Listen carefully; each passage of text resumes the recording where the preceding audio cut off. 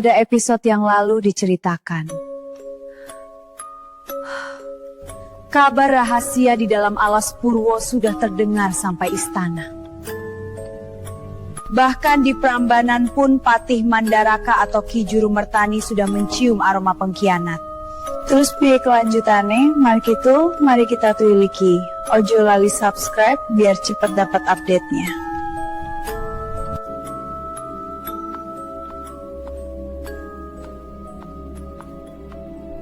Brata, kaukah itu? Siapa kau dan bagaimana kau bisa masuk? Brata, ini aku Wulan. Apa yang terjadi padamu? Aku tak mengenalmu. Pergilah sebelum penjaga melihatmu dan memenggal kepalamu. Jangan tunggu! Jangan pernah menyentuhku.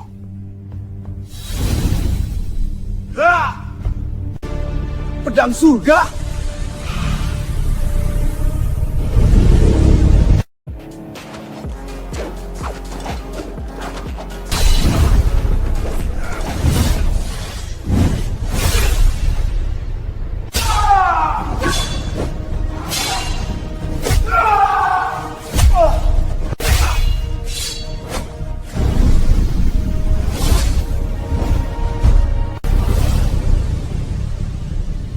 Itukah pedang neraka, pasangan pedangku ini?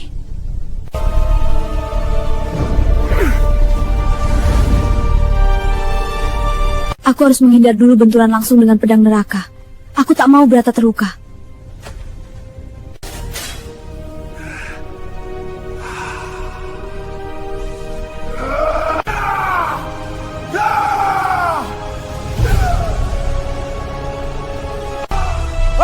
Kuanti!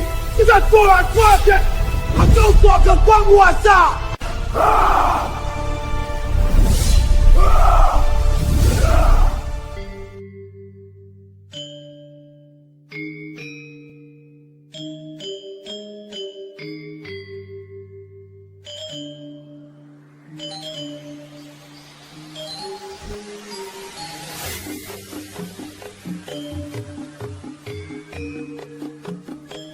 Paman, saya senang Anda datang. Saya butuh nasihatmu. Sultan, saya siap melayani. Katakan apa yang benar. Terima kasih, Paman.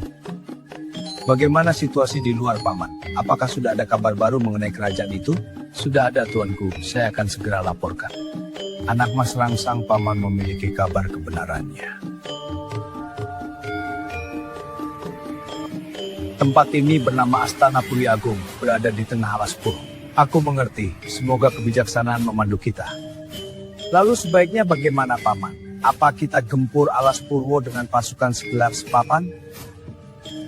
Tidak perlu, anak mas. Para utusan dari Gili Kedaton sudah berada di sana. Kita tunggu saja kabar baik itu. Hamba sudah mengutus Singaranu berjaga di Prambanan. Prambanan? Ada apa di Prambanan, Paman? Ada kejadian penting, Tuanku. Musuh telah menyusup ke istana.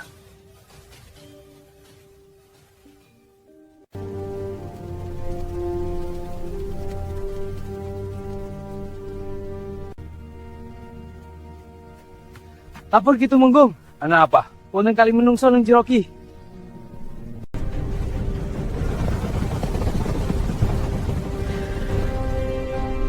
Rangga Surya Jaya kowe mlebu. Bawa 5 orang, mang bawa keluar 2 orang itu. Siap, Tumenggung.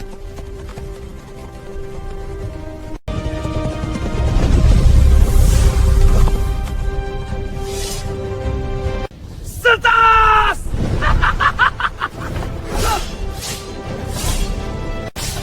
Rasakan buat pasti!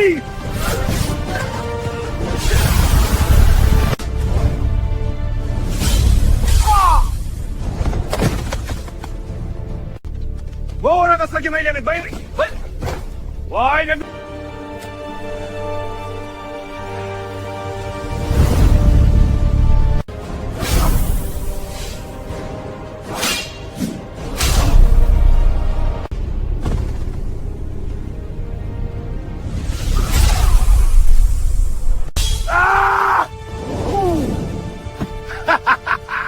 Gerda tepat.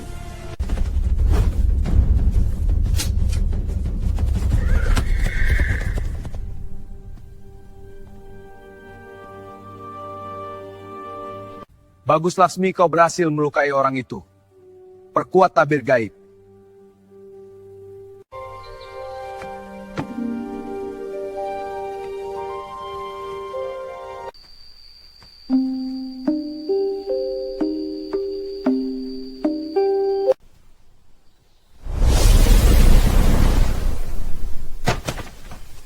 Maaf, olahraga sebentar. Begitulah, pihak istana sudah mengetahui dan waspada, terutama Ki Juru Mertani atau Patih Mandaraka yang terkenal ahli strategi perang dan titis tanggap waskita.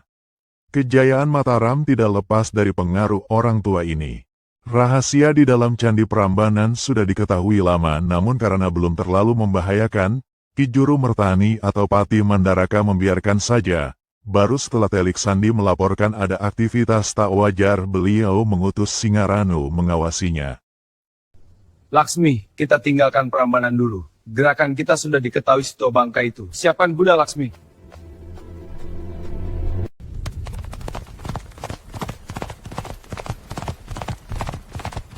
Dadi mung ana wong loro tok nang jero, inggih Gusti Patih. Nanging wonge tiwas Melayu, tak oyak boten kena Gusti. Lalu siapa wanita itu? Sepertinya dia adalah kanistren Gusti Patih. Lu kan istri anak bojone Semar. Walayo, sepurane dia adalah Karsium Bakul Dawet Ayu Gusti. Karsium Bakul Dawet. Coba kowe selidiki latar belakang wedok kuwi. Selidiki ojo ditumpaki Ranu. Sendiko Gusti Patih, hamba undur diri. Selama bertahun-tahun ternyata Laksmi menyamar menjadi penjual dawet minuman khas daerah itu. Dia mempelajari keamanan keraton, seluk-beluk istana dan mengenal penduduk sekitar keraton Mataram. Bahkan dia mengenal baik Tumenggung Singaranu.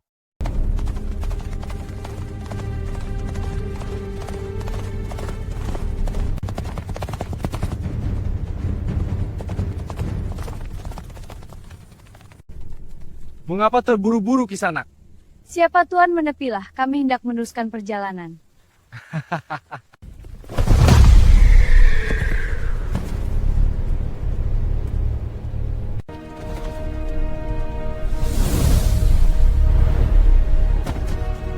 Menepilah Laksmi, dia bukan tandinganmu.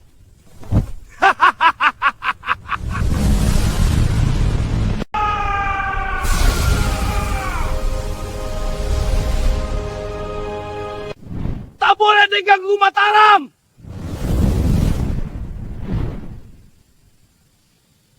Bukan omong kosong orang-orang Mataram.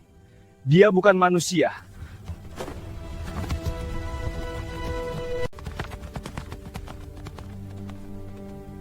Aku harus melapor pada Gusti Patih.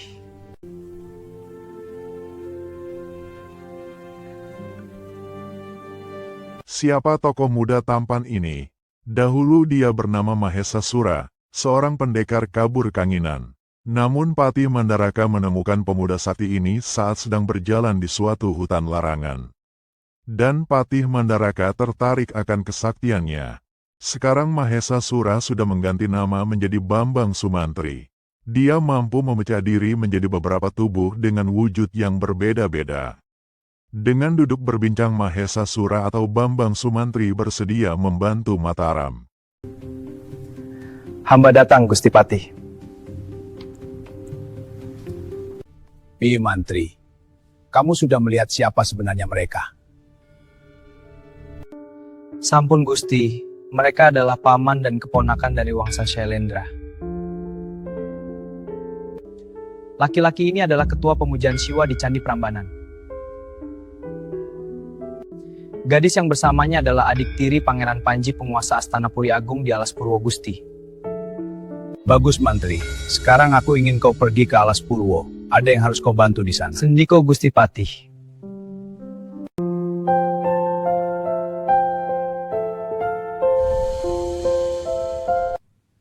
Gusti yang Maha Agung, Rai Sutawijaya pun tak bisa melakukannya. Peristiwa geger di puncak Merapi saat perebutan pedang surga. Mahesa Sura lah pemenangnya, namun dia tak menginginkan pedang surga. Diberikan pedang pada Sunan Giri. Dia mencari kembaran pedang surga kala itu, yaitu pedang neraka. Mahesa Sura atau Bambang Sumantri berkelana menuju timur dan mendengar berita munculnya pedang pusaka beraura naga hitam di daerah Alas Purwo. Kemudian dia bertemu Patih Mandaraka dan memberikan jalan bersama Mataram untuk mempermudah pencariannya. Bahkan beberapa waktu lalu Bambang Sumantri bertemu Kiai Sobari di Gunung Lawu. Kiai Sobari menceritakan bahwa benda hitam yang keluar bersama pedang surga memang adalah pedang neraka. Dan keberadaan pedang itu kini di Alas Purwo. Merasa semua itu berkaitan, maka Bambang Sumantri atau Mahesa Sura menyetujui membantu Mataram meredam gejolak di wilayah timur khususnya di Alas Purwo. Tujuannya adalah mengambil pedang neraka untuk dibersihkan dari sifat jahat dari naga hitam.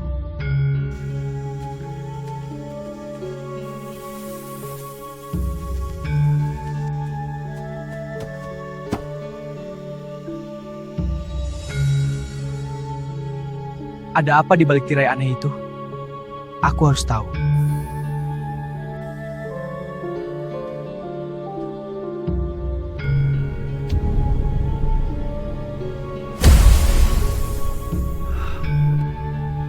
Ya Sang Pencipta, aku mohon, berikan aku kekuatan untuk menembus tirai gaib ini.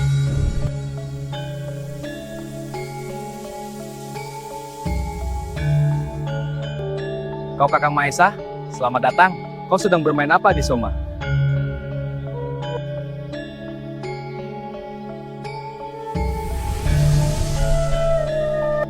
Kakang Mahesa, kau memang mumpuni. Pujian adalah racun di Soma. Ceritakan apa yang kau tahu dan aku perlu tahu. Soma tidak bisa menceritakan karena dia pun belum menemukan tempat yang dimaksud oleh Mahesa Sura. Setelah Soma menceritakan apa yang dia tahu saja, mereka berdua berniat melanjutkan pencarian bersama-sama. Semilir angin mengiringi perjalanan mereka. Sementara itu, di Astana Puri Agung, Brata yang sedang merasa kesakitan kepalanya, berjalan sempoyongan ke sebuah koridor di dalam istana. Namun saat melangkahkan kaki, tiba-tiba lantai yang dipijak Brata terkuat, jatuhlah dia ke dalam lubang itu.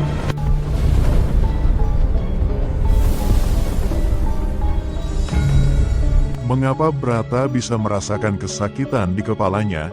Itu terjadi ketika tangan Wulan menyentuh tubuhnya.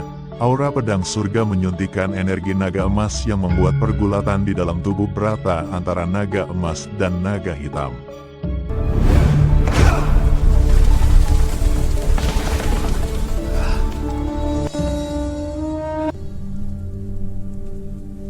Di mana aku ini?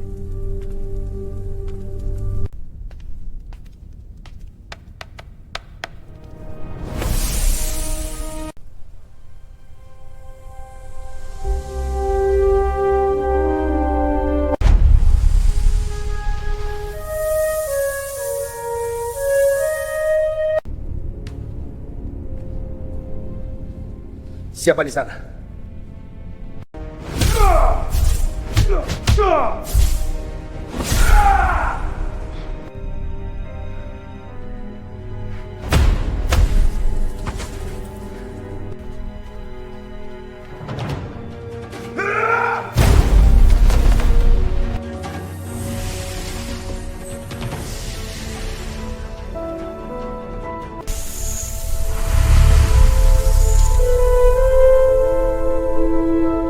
Di dalam ruang bawah tanah rahasia Astana Puri Agung, Brata menemukan kembali ingatannya yang hilang.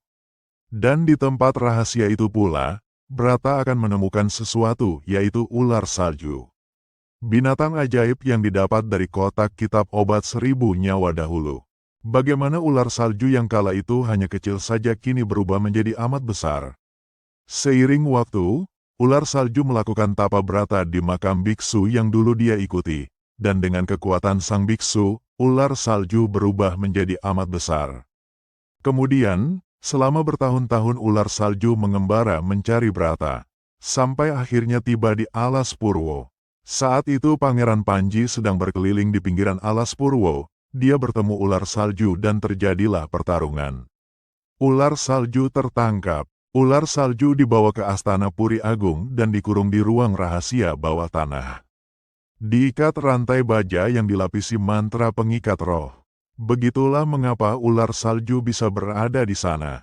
Di balik dinding batu, Brata masih sibuk mencari jalan keluar. Wulan, kenapa kau pergi? Aku tak bisa melukai Brata. Wulan, tunggu! Maaf, aku harus pergi. Kita harus membantu Den Brata. Paman Uju tidak tahu hal pedang neraka. Ada apa dengan pedang neraka? Jika bertarung, pedang neraka dan pemiliknya akan musnah oleh pedang surga. Berhati-hatilah dengan pedang neraka.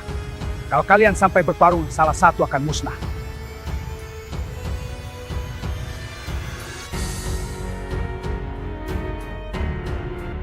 Karena benda itu membenci pedang surga namun juga mencintainya. Wulan menceritakan apa yang pernah didengarnya dari Kiai Sobari pada Panuju. Tak lama berselang, Wulan mengeluh sakit pada dada sebelah kiri. Kemudian dia muntah darah dan jatuh pingsan. Panuju terkejut dan bingung melihat Wulan pingsan. Panuju segera mengangkat tubuh Wulan dan dibawa ke sebuah reruntuhan candi tak jauh dari tempat itu. Dibaringkan Wulan di lantai candi, Panuju menyalurkan hawa murni ke tubuh Wulan untuk membantu menguatkan tubuhnya. Aduh, sakit sekali di daki-daki. Kau baik-baik saja? Ada apa? Aku tidak tahu. Kali dadaku. Tak apa, tunggu. Bertahanlah. Aku akan membantu ini.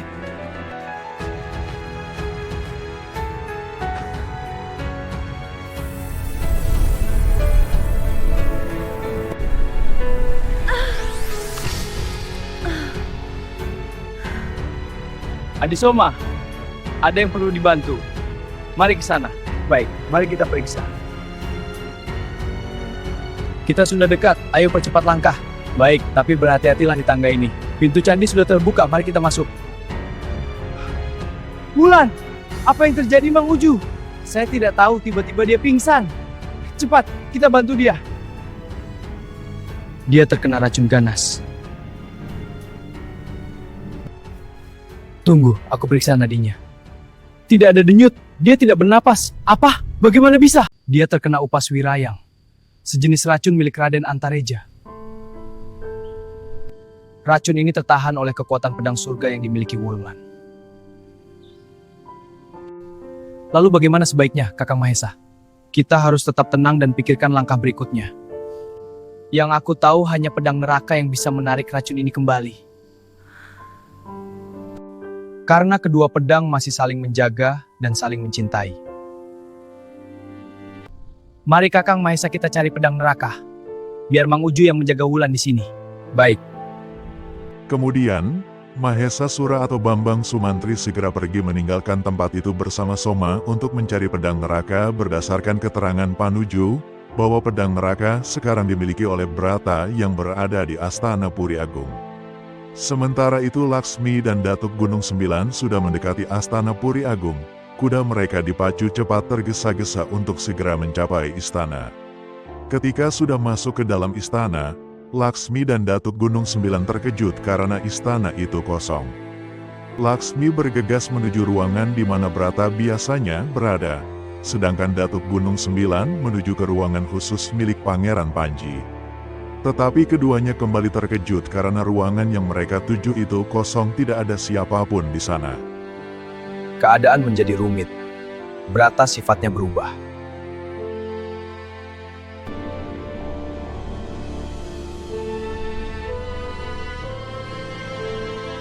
Akan kita teruskan atau ditunda dulu, Guru? Menurut hamba, Raden kembali dulu ke Melayu.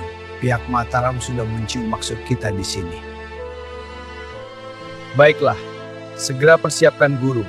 Seseorang yang aku segani sedang menuju ke Astana Puri Agung.